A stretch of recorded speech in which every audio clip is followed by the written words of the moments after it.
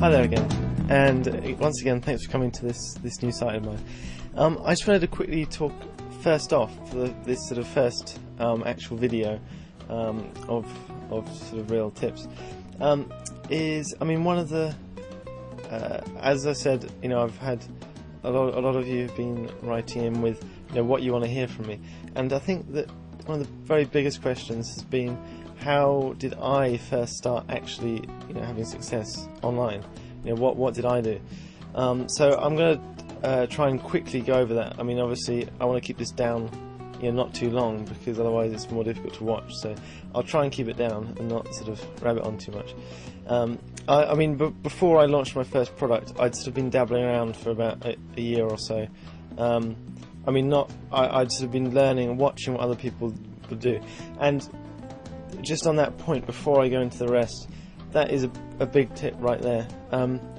Yeah, you can buy people's courses, you can buy people's things, but one of the huge things that you can learn from is completely free, and that is to watch what these marketers do. If they're selling you something, rather than thinking, oh god, they're selling me something, I don't want to buy it, watch what they're doing.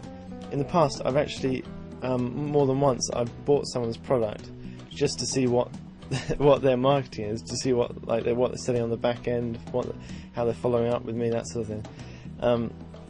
Especially if they're selling something cheap, are they going to send me some direct mail sales letter or something?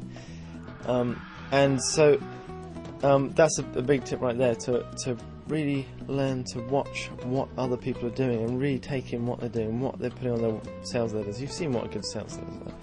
You've seen so many of them, I'm sure. For that, you don't have to pay anything. And for me, throughout that first year, I was watching. It's one of my strengths myself, is I'm able to really watch and sort of take that and sort of replicate that myself, watch what other people do and really learn for that. Many of you may know, I'm not sure, I play a lot of tennis as well, a lot of competitions, and for me that's a big thing for me in tennis as well. I'm able to really watch what other people do and learn myself, sort of almost self-coaching rather than having someone else. And it's a very good thing to be able to do, and so that's a major thing that you really should be doing.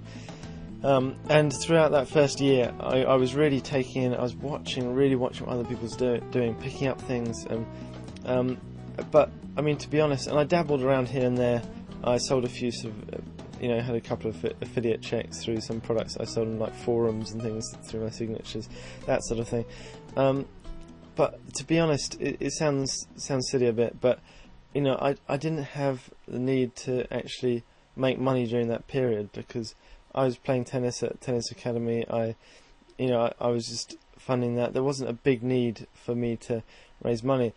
Now, a lot of you, again, if you're familiar with me, if you're one of my subscribers, you may know that my dad wrote a children's book, and we've sort of self-published that together. And what happened back in when I first started, basically I'd been learning this stuff, I'd been watching what other people were doing, I'd been picking it up, and I was sort of starting to create a software product. And what happened was, I had ideas for things, but I hadn't really done anything. And my dad, we decided that he really wanted to actually take this story that he'd written and publish it. And we had sort of a couple of opportunities, and he really wanted to do this, and it was a passion of his, and it's something that, and he was stuck in, he's a school teacher, and he was stuck in teaching school, and he wanted to really get this book out there. And one of the big problems was that he couldn't afford to spend time on the book, because he was having to go in and do, at that point, supply teaching, just to have money to live with.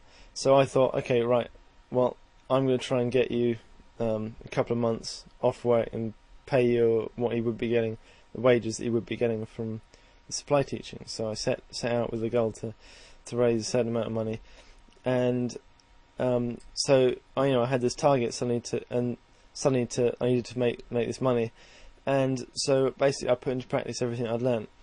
And the thing is, so at that point I didn't have a list, I didn't have any products. I didn't have, I didn't have anything basically, which shows you can start from anywhere. It doesn't matter what you've got. And basically, I mean, I suppose the two biggest things that I used were one, outsourcing. Again, you need nothing for this, and two was using joint ventures. Again, using the power of what other people have got. Now, what I did in this case, I created some software. You may have seen Instant Software Machine, and I basically, I went to I went and got it outsourced. I had an idea for a product, and then I went and got it developed. I've got no idea about programming myself. I've got no idea, anything about it. But I mean, I only realised just recently when I was doing a review to go up on my product review site that's going up soon for John Reese's Traffic Secrets. It was only then that I remembered that that's where I learnt about outsourcing from. It's so powerful. It's one of the biggest things that you'll learn, especially starting up your business. You just get other people to do what you need to do. You don't need to learn.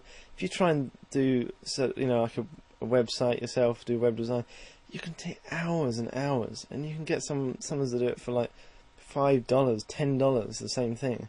And you got to your time is worth a lot of money, and you got to realise that. It's going to be a lot better just to spend a tiny bit of money and get someone else to do it quick and easy, that knows what they're doing.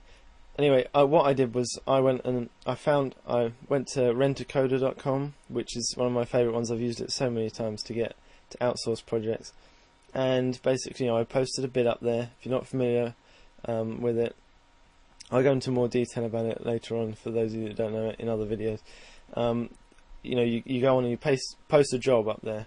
It's a bit like eBay, but so the other way around. You have all the coders and programmers bid on your project. So, and basically, I selected a coder, programmer to create the software, and I had it created, and I wrote the sales letter myself. I created the graphics myself. Again, sales letter is something that is hard. One of the hardest things that you're going to have to do at the beginning, because if you're going to outsource it, it's going to cost a lot more money than other things. Okay, but the sales letter is so important to what you're doing. It is probably worth. It's a tough one. It's a tough one. You have to try and weigh up whether it's worth getting someone to write the sales letter for you or not. It's probably best to try and do it yourself at the beginning, but it's tough. You have to, for that thing, you have to find some. If you want to do it yourself, Michael Fordham's got a lot of great stuff. There's a forum out there. He's got, I can't remember I think at the moment, copywritersboard.com or something. That's got a lot of information on it. You don't want to get stuck on forums though. But there are a lot of products out there that will help you to learn copywriting. Again, graphics, I did them all myself, but that's because I love design. I'm a graphic designer. I always do all my graphics myself because I find it easy to do. But that is something that's very, very easy to outsource. Most people do it. You just, $100, boom, you got your site graphics all sorted. So basically, that's what I did, and I contacted a load of joint venture partners. A load of them. I offered them a really good deal, and I made, I think, $20,000 my first month through selling this product that I had nothing from, and I built up a reasonable sized list from that as well. Follow everything that you see. Follow everything you see, and that's what I did. I'm trying to keep this video not too long, because once I got talking about this, I sort of go off on different points. But sorry if I'm sort of drawing this out, but it's the main things to learn is the fact that what I used. I didn't have anything there. Watch what other people do. Biggest tip. That's free education. Watch what other people do.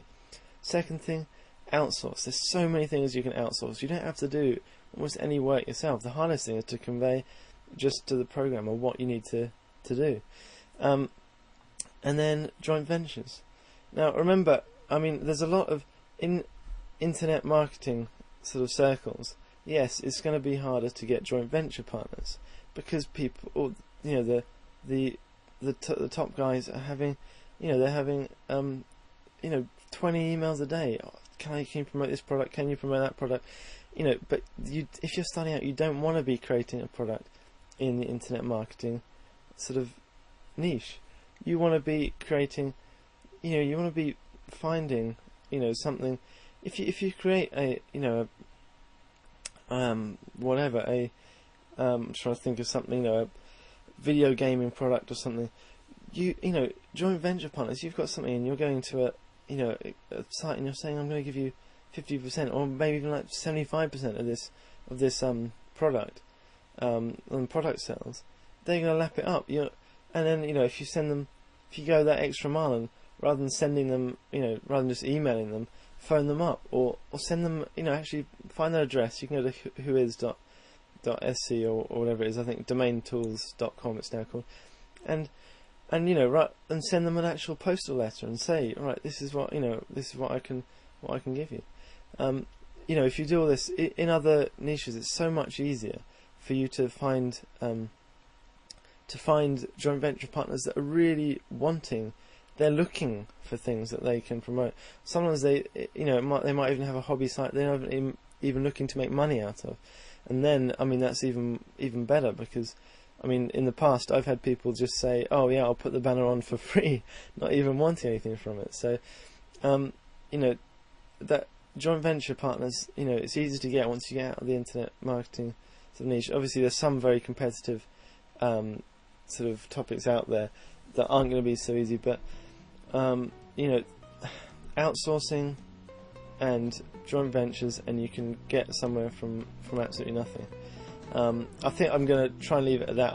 What I'll do is I'll expand on all the different points in later videos, but I just wanted to go over that and say, show you how I actually started and how I became, I started to become successful. That was the first thing. So I'll end this video. Thanks, well done if you're still watching to the end, because I know it's been a bit long, but I'll try and keep all the content. I'll try and keep it short so that it's more easy to watch. But as I say, I'll go into more detail about outsourcing and putting together joint ventures and all these different parts in later videos. I hope you enjoyed this, and please again leave your comments down below this video, just down there, and then also up here. Probably just up there will be the sign up box for the notification, so I'll just send you an email whenever I put another content video up here for you, so that'll obviously be good for you to do. And yeah, send me your questions and I will speak to you very soon, and thanks for visiting my site again. It's great to have you here.